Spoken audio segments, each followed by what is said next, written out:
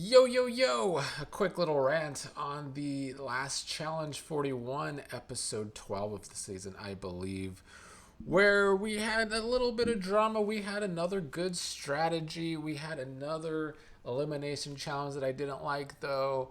We're going to start right with the Michaela and Olivia drama, where Michaela got upset with Olivia and threatened a little physical violence on her, that she was going to punch her.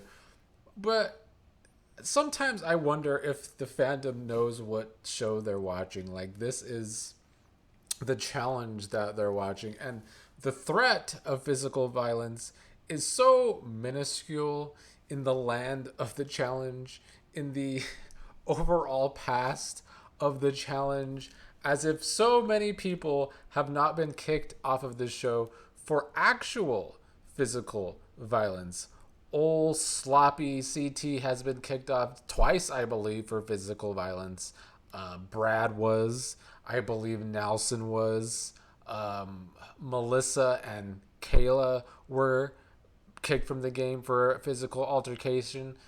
Tina, Turbo. So it happens. It's happened so many times over the past years on this show. But the up in arms over a threat punch that was during the heat of the moment in a challenge has been wild to me. I think the fandom has been infected with too many Big Brother and Survivor fans over the years since Big Brother and Survivor players have come onto this show. And frankly, it's become a problem with reality television in general. People would rather rally behind a victim, even though for on some of these shows, so many of the victims are doing it on purpose and are playing the victim. It's the Love Island brain rot from the last season, and I'm tired of it. Michaela is old school, the challenge. She is a menace sometimes. She likes to talk her shit. I don't think she should have threatened physical violence on Olivia. And I don't dislike Olivia either. I think they are both bringing a lot to this season. But of course, Michaela is going to be the villain in this situation because where the edit lies, it makes it seem like she doesn't have any reason to get that personal with Olivia, which she probably doesn't. But on a game level, I've seen people online, and I blame the Big Brother brain rot fans, saying that why does Michaela always talk about Olivia and Theo and want them out of the game? Did they miss the first 4 episodes of this season where Theo and Olivia were rallying the big alliance to take out the other side? Like, they started the big alliance gaming from this season. And yeah, every season of the challenge has their own big alliances. But in this season, that was how the entire first fourth of this season was. Olivia and the UK Alliance trying to take people out. So now that they don't have the numbers anymore, people like Michaela and Sydney talking their shit, that's reality television. Let them give us good TV. Stop being bitches watching reality TV. Go turn on Arthur on PBS or something, please.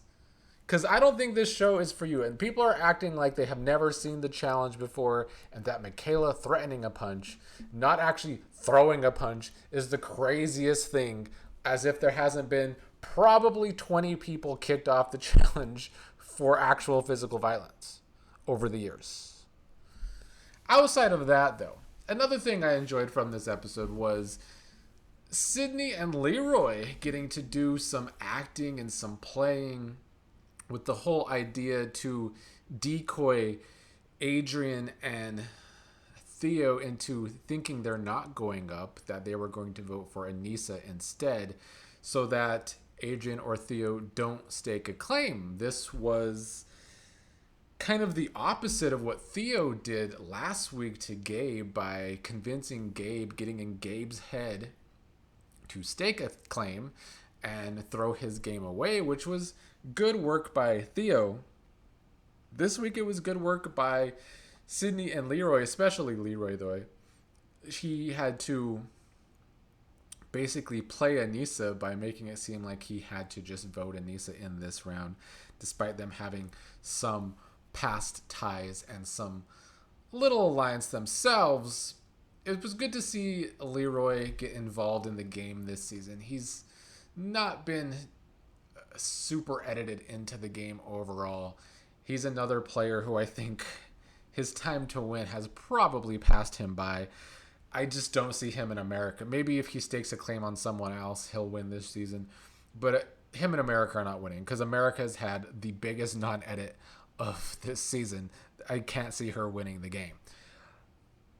So yeah, that was great. Of course, then Theo, this is what I gave Theo shit for last week. Crying about something happening to him and Adrian when he played that kind of game last week. Theo played the deception game last week because that's part of the game, much like Theo and Olivia started the first big alliance and now have been crying, well, there's this big alliance coming after them, woe is me. Now Theo's crying that he got bamboozled this round. I don't like the whining from Theo. He's great in eliminations. I mean, he wins eliminations a lot, not just this season, every season. He's fighting for his life to stay in the game, which I respect. Don't want him to win though because of all the whining and the hypocrisy that's been coming from him this season. Another thing I loved about this plan was that Aneesa looked totally stupid. Just dumb again. And I feel like every week I've talked about the challenge, which hasn't been a lot this season. I've had to crap on Aneesa. But she is a weirdo in real life. There's been all these things coming out that she slept with Will after the season ended, when Nani and Will had that thing going on during the season. There's a photo of her grabbing some of the players this season, the male players' junk. She's a weirdo in general, so I don't feel sorry for shitting on her every single week because I don't want her on this show anymore. She brings nothing, and she looked dumb in this episode. And it was great because she decided that she was going to have her number one be Olivia this season. Olivia, who's in a showmance, a romance. How this happens on Big Brother all the time too. Why would people make their number one someone who has a partner in the game? Because you're never going to be chosen over that partner. It is quite literally one of the stupidest decisions you can make in a competition game like this, is trying to make your number one someone that's in a showmance. So she just looked dumb, and Olivia threw her under the bus in a confessional saying she would rather, if Aneesa has to go in, oh well, at least it's not Theo. As for the elimination, my last little rant of this video, I ranted about this last week, how these eliminations they're not good designs. It's been the third week in a row where it basically came down to the guys. A coin flip decided that Derek and Dee went home this round because Theo was molly-whopping Derek in that elimination with the pillow fight balance thing because he had the huge advantage of reach. He's a tall guy with a much bigger reach than the smaller Derek. Derek didn't have a chance. And so the fact that it had to come down to a coin flip, I didn't feel was fair for Dee, who was carrying her part of the challenge against Adrian. But it's now the third week in a row with the elimination challenge basically coming down to the guys, and I feel like the women are getting screwed. So as entertaining as this season has been, and the editing has been much better than usual too, kinda, I feel like we're missing fights that we should be getting. But with the audience complaining about every little thing, I kind of see why they do that. Every little threatened punch, people be whining and crying just like Theo. But my biggest gripe with this season has to be these eliminations. Like, let's make them fair. Why are the men basically deciding who goes home in a duo season these last three eliminations in a row? They need to do some better elimination designs if we're going to do duos. But the season overall remains entertaining, and I still love the possible twist that you can stake a claim and really mess with the game that way.